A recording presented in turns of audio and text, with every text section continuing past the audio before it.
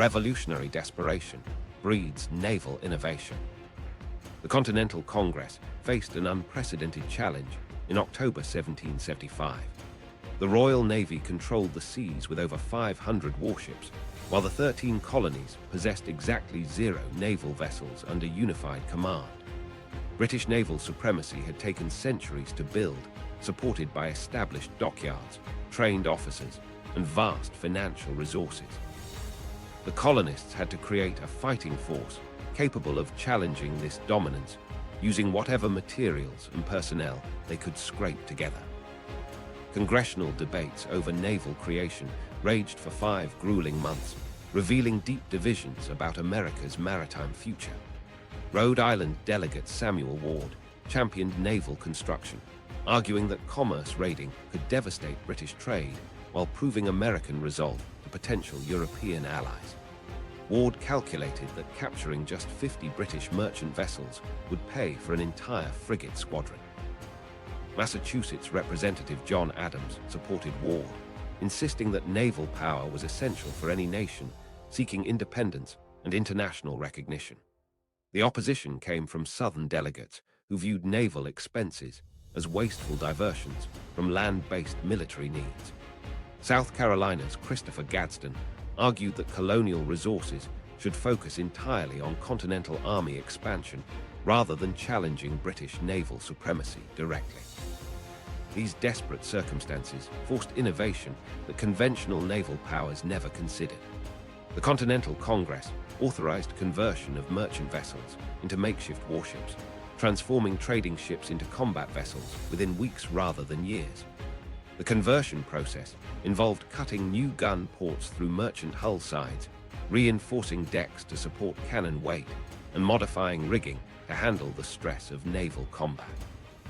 Local shipyards worked around the clock to convert vessels like the merchant ship Black Prince into the armed ship Alfred, installing 14 9-pound guns and adding crew quarters for 150 sailors. The Continental Navy adopted asymmetric warfare strategies that avoided direct confrontation with British battle lines.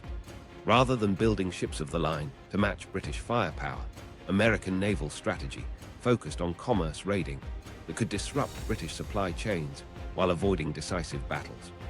This approach recognized that capturing or destroying British merchant vessels achieved strategic goals without risking precious naval assets in hopeless battles against superior forces.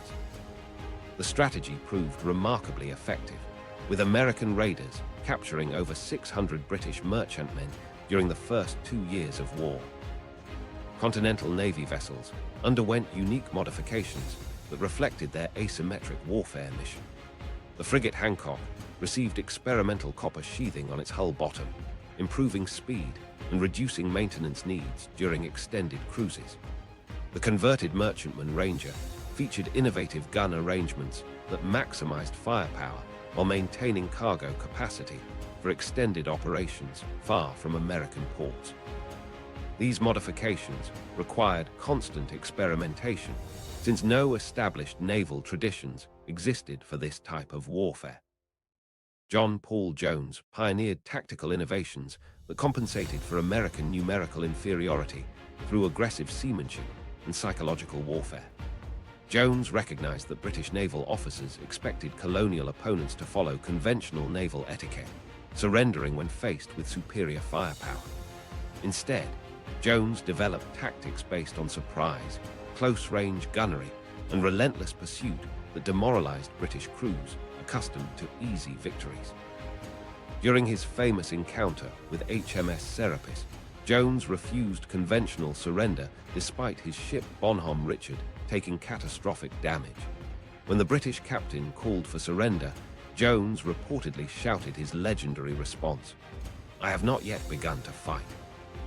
Maintaining naval operations without established bases created logistical nightmares that required constant improvisation. Continental Navy vessels operated from makeshift anchorages that lacked proper repair facilities, forcing crews to careen ships on remote beaches for hull maintenance. Supply shortages meant that American warships often sailed with mixed armaments of captured British guns, colonial-made cannon, and whatever weapons local militias could provide. The frigate Boston sailed with guns ranging from 6-pounders to 24-pounders, creating ammunition supply problems and complicating gun crew training. French naval intervention transformed the strategic balance by providing the Continental Navy with allies capable of challenging British supremacy directly. When France declared war on Britain in 1778, French fleet operations forced the Royal Navy to divide its attention between American waters and European threats. The French fleet, under Admiral de Grasse, proved decisive during the Yorktown campaign, defeating British naval forces at the Battle of the Chesapeake and preventing seaborne evacuation of Cornwallis's trapped army. The Battle of Valker Island in October 1776 revealed both the potential and limitations of American naval innovation. Benedict Arnold's hastily constructed fleet of gunboats and galleys faced a superior British squadron on Lake Champlain, using knowledge of local waters and defensive positioning to inflict unexpected casualties on British forces. Despite ultimate defeat, the battle delayed British advance from Canada by a full year, demonstrating that even inferior naval forces could achieve strategic objectives through tactical innovation and determination. Revolutionary naval experiences established enduring principles of American naval doctrine that continue shaping modern strategy.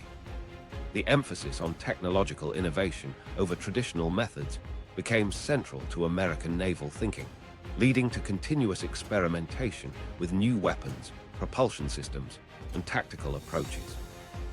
Commerce raiding remained a core American naval mission, evolving from revolutionary privateering into modern submarine warfare against enemy supply lines. Most importantly, the revolutionary experience proved that naval supremacy could be challenged and eventually achieved through sustained commitment to technological advancement, strategic innovation, and alliance building. Yet victory in the Revolutionary War would soon reveal a fundamental weakness in American thinking about naval power. The very success of improvised wartime measures convinced many leaders that permanent naval forces were unnecessary luxuries rather than essential national assets. The forgotten decades that nearly killed naval power. The Continental Congress made one of the most catastrophic decisions in American military history in 1785. After spending 8 years fighting for independence, they completely disbanded the Continental Navy and ordered the sale of every remaining warship. The last vessels of America's Revolutionary fleet went to private buyers for a fraction of their construction cost. The frigate Alliance, which had carried John Paul Jones to European waters and transporting diplomatic missions across the Atlantic, sold for just $26,000. The sloop of war Saratoga went for even less, purchased by merchants who stripped out the guns and converted her back to peaceful commerce. Within months, the United States possessed 0 naval vessels under government control, making it the only major maritime nation without any form of naval defense. American merchant ships became sitting targets for every predator on the high seas.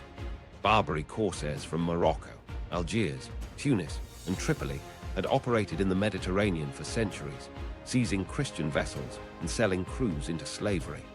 Under British protection, colonial merchants had enjoyed safe passage through these dangerous waters. Independence removed that protection overnight. The corsairs struck immediately, capturing 11 American merchant vessels in 1785 alone. The brig Maria and schooner Dauphin fell victim to Algerine raiders who seized their cargoes and marched 21 American sailors into bondage. European privateers joined the assault on defenseless American commerce, with French and Spanish raiders treating American vessels as legitimate prizes during their ongoing conflicts. Congress watched helplessly as maritime disasters mounted with no means of response. The Confederation government possessed no standing army, no navy, and insufficient funds to ransom captured sailors or build defensive vessels. Captain Richard O'Brien and his crew from the captured ship Dauphin spent over a decade in Algerine prisons while Congress debated whether to pay ransom or attempt military rescue. American trade with Europe and the Mediterranean dropped by 25% as insurance rates skyrocketed and merchants sought safer flag protection from European nations. The humiliation extended beyond simple piracy to diplomatic embarrassment. Foreign ambassadors questioned whether the United States qualified as a legitimate nation if it could not protect its own commerce. British officials smugly noted that American independence had stripped away Royal Navy protection while providing nothing to replace it. French ministers wondered aloud whether the Americans understood the basic requirements of sovereignty in an age of maritime commerce. The absence of naval power undermined every diplomatic negotiation and trade agreement, revealing American weakness to any nation considering commercial or military relationships. The Quasi-War with France in 1798 exposed the true cost of naval abandonment. French privateers and warships began seizing American merchant vessels, claiming that American trade with Britain violated French revolutionary principles.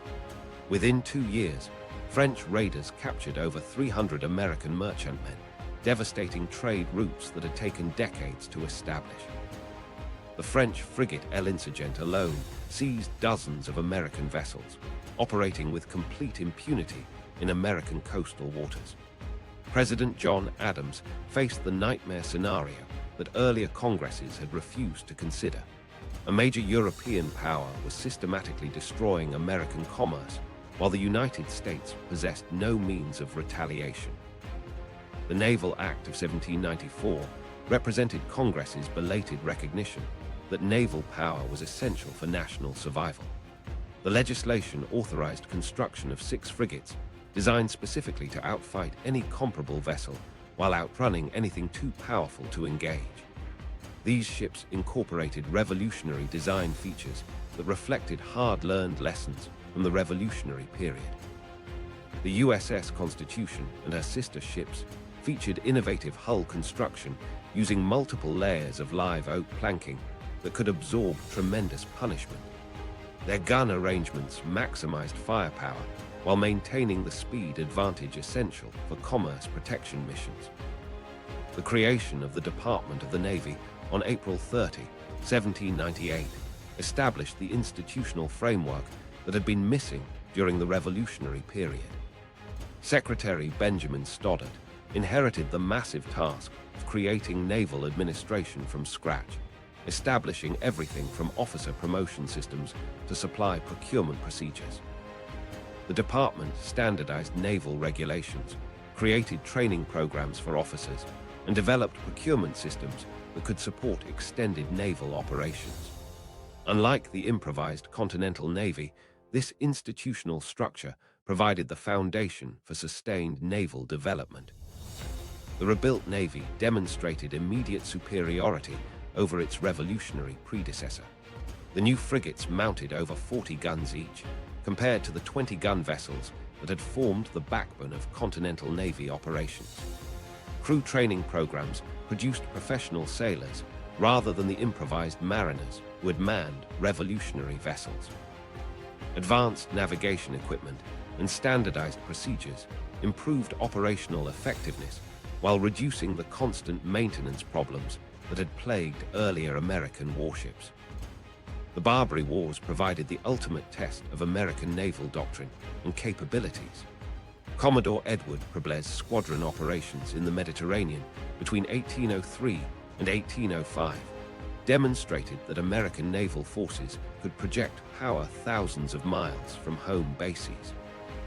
The successful blockade of Tripoli and the daring raid by Stephen Decatur to destroy the captured frigate Philadelphia proved that American naval technology and training had achieved parity with European standards. The cycle of disbandment and rebuilding taught lessons that shaped American naval policy for the next 2 centuries. The catastrophic vulnerabilities of the 1785-1794 period demonstrated that naval weakness invited aggression, while naval strength deterred potential enemies. Most importantly, the experience proved that temporary naval forces could not protect permanent national interests, establishing the principle of continuous naval preparedness. By 1812, this rebuilt American Navy would face its greatest test against the world's most powerful maritime force. David versus Goliath, the War of 1812 naval shock. When war erupted, the Royal Navy commanded the seas with over 600 warships, including more than 100 ships of the line that could obliterate any opponent in direct battle. Against this maritime colossus stood the United States Navy with exactly 16 vessels, 7 frigates, 3 sloops of war, and 6 smaller craft. The mathematical reality was stark. Britain possessed 40 times more naval firepower than America. Royal Navy officers viewed the coming conflict as little more than a policing action against colonial upstarts who had forgotten their place. British Admiral Herbert Sawyer confidently predicted that American resistance would collapse within months once the Royal Navy applied proper pressure to coastal cities and commerce routes. The USS Constitution shattered British assumptions on August 19, 1812, when it encountered HMS Guerriere off the coast of Nova Scotia. Captain Isaac Hull had spent weeks evading British squadrons, but when cornered by the 38-gun British frigate, he chose to fight rather than flee. The Guerriere opened fire at long range, expecting standard European naval tactics where both ships would exchange broadsides until one surrendered. Instead, Hull closed to point-blank range before unleashing devastating firepower from his 44-gun ship. British cannonballs literally bounced off Constitution's thick live oak hull, earning the ship its legendary nickname Old Ironsides. Within 30 minutes, Guerriere lay a dismasted wreck, while Constitution suffered minimal damage. The psychological impact was immediate. British naval invincibility had been shattered in a single afternoon. Captain Stephen Decatur repeated the impossible on October 25, 1812, when USS United States encountered HMS Macedonian in the Atlantic. The British Captain John Carden expected another routine victory against colonial amateurs, but Decatur's superior gunnery training and ship design proved decisive. United States mounted 24-pound-long guns that outranged Macedonian's 18-pounders, allowing Decatur to pound his opponent while staying beyond effective return fire. The battle lasted 2 hours, with Macedonians suffering catastrophic casualties, while United States remained virtually undamaged. British newspapers struggled to explain how colonial sailors could defeat Royal Navy professionals so decisively. The USS Wasp added to British humiliation on October 18, 1812, by capturing HMS Frolic after an intense close-range battle that left both ships severely damaged. Captain Jacob Jones proved that American naval success wasn't limited to heavy frigates by demonstrating superior seamanship and gunnery in smaller vessels. These 3 victories within 2 months created a crisis of confidence throughout the Royal Navy. British captains who had previously sought out American vessels now avoided single-ship encounters, preferring to hunt American commerce in squadron strength. American shipbuilding advantages became clear through detailed examination of captured British vessels. Constitution's hull construction used multiple layers of southern live oak, creating armor-like protection that British ships couldn't penetrate. American frigates carried heavier armament than their British counterparts, 24-pound guns versus British 18-pounders, while maintaining superior sailing qualities.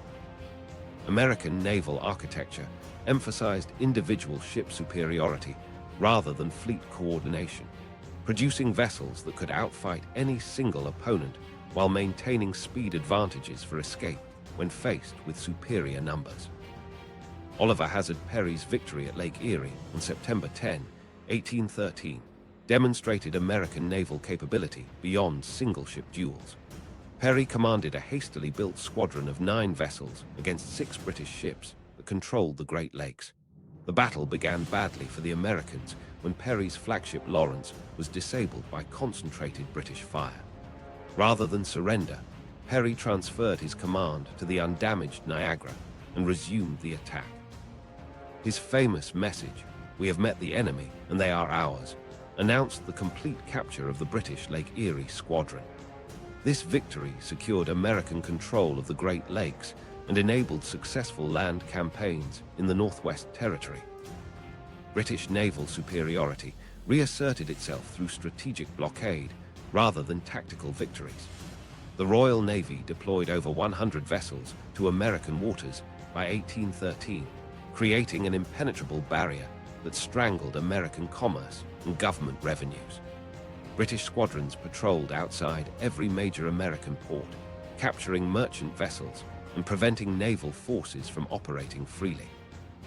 The blockade reduced American customs revenues by 90%, forcing the government to rely on loans and paper currency that fueled dangerous inflation. Coastal raids demonstrated the vulnerability of American territory to naval attack. British forces burned Washington, D.C. in August 1814, targeting government buildings and military installations, while President Madison fled the capital. Similar raids struck Alexandria, Virginia, and numerous smaller coastal towns throughout the Chesapeake Bay region. The Royal Navy's ability to land troops anywhere along the extensive American coastline exposed the fundamental limitation of a small navy. It could win battles, but couldn't defend territory. The war's conclusion in 1815 marked the permanent establishment of the United States Navy as a professional force rather than a temporary wartime expedient. Unlike the Revolutionary period, when naval forces were disbanded immediately after peace, the Navy retained its institutional structure and continued development programs. The lessons learned from both victories and defeats shaped American naval strategy, emphasizing technological advancement and professional training while recognizing the limitations of challenging established naval powers through direct confrontation.